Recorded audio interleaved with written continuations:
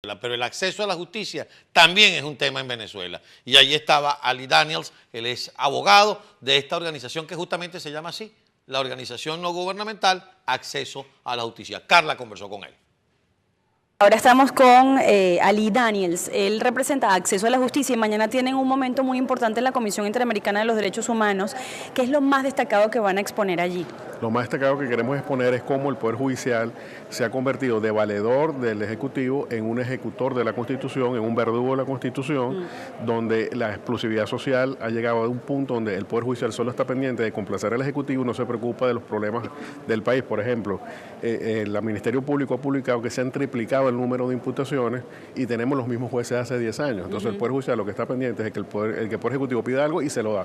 Pero si los venezolanos, los ciudadanos necesitan más justicia, de eso no se ocupa el Poder Judicial. Entonces esa es la denuncia que queremos hacer. Pero usted que conoce el sistema, que lo conoce muy bien y que además seguro tiene muchos colegas allí, estas lecciones que el gobierno ha intentado dar, por ejemplo, con la jueza Fiune y amedrentando a otros jueces por tomar decisiones en su contra, ¿qué precedente han dejado allí? Porque uno podría decir, el juez tiene dos opciones, o atemorizarse y decir, no, yo no voy a replicar eso porque voy a pagar las consecuencias, o envalentonarse como gremio y decir, no, basta.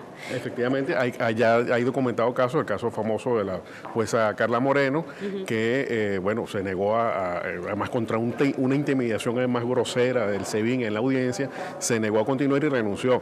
Y esto se ha visto ya en otras situaciones, estamos en otro caso, y esto evidencia un cambio en la manera de actuar del gobierno, porque entonces ahora hay más casos en la justicia militar. Es decir, sí se ve que ante la falta de argumentos, ante la falta de casos, ante la falta de sustanciación, entonces se está yendo ante la justicia militar y ya tenemos, por ejemplo, el caso del diputado Caro, que lleva ya más de 2 meses detenido y ni siquiera ha sido presentado ante la justicia militar. Entonces ya eso evidencia que sin ser militar. Sin ser militar y además está el caso de otras 2 personas que ahorita en este momento están siendo llevadas a tribunales militares y en 2 años han llevado 40 personas.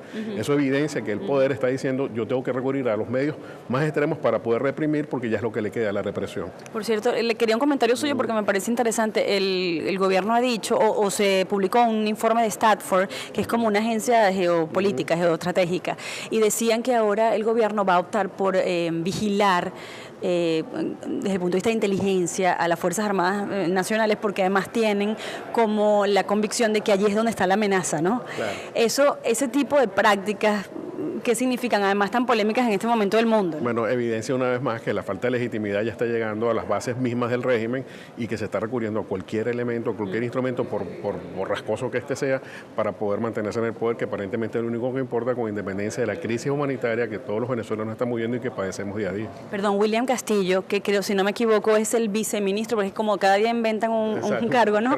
Viceministro de Comunicación Internacional, ¿no? Este sí es nuevo, yo no lo había escuchado.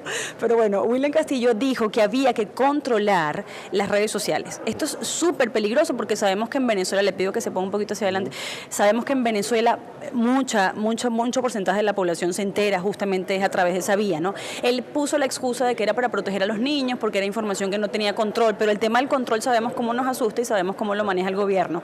¿Qué significaría eso para el país? Bueno, ya está utilizándose, como le digo, como el poder ya no tiene argumentos, como ya no tiene ideas, como ya no tiene manera de maniobrar, entonces ese mismo argumento de los niños es justamente el que justificó la ley Resorte, que censuró a los medios. Ahorita, actualmente en Venezuela, los medios están censurados, no se publica la información, los medios están recurriendo a la autocensura para evitar ser sancionados. Entonces ahora se quiere recurrir a las redes sociales porque realmente, como usted dice, es el único medio donde uno se entera, por ejemplo, qué es lo que está ocurriendo, qué es lo que está pasando, dónde hay una protesta, porque ya uno no sabe ni siquiera si hay una protesta o no, y si uno puede ir a su casa por un camino que es o por el otro camino. Entonces las redes sociales se convierten en el verdadero medio de información. Sí.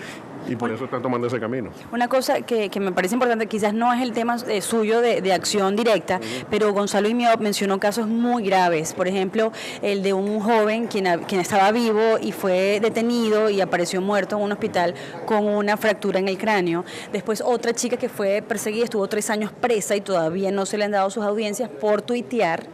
Y está el caso también de otro joven quien fue golpeado por civiles en complicidad con fuerzas del Estado. ¿Esto qué significa para un hombre que habla de justicia, para usted que la representa y que la quiere defender? ¿Cómo describiría lo que está ocurriendo en Venezuela?